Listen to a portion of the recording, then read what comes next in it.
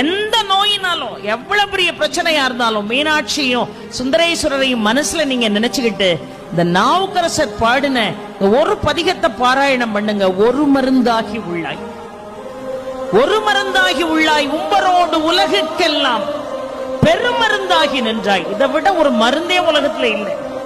ஒரு மருந்தாகி உள்ளாய், உம்பரோடு உலகுக்கெல்லாம் பெருமருந்தாகி நின்றாய், பேரமுதின் சுவையாய் கருமருந்தாகி உள்ளாய். அடுத்த வார்த்தை ரொம்ப அழகாக சொன்னார் பாருங்க.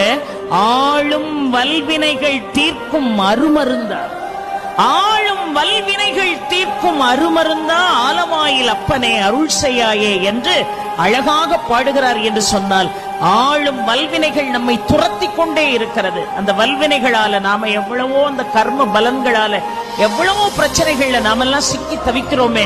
அந்த ஆளும் வல்வினைகள் தீர்க்கக்கூடிய அருமருந்தாக விளங்கக்கூடியவன் யாரு? இந்த சுந்தரேஸ்வரர், இந்த மீனாட்சி அம்மனுடைய ஆலயம்.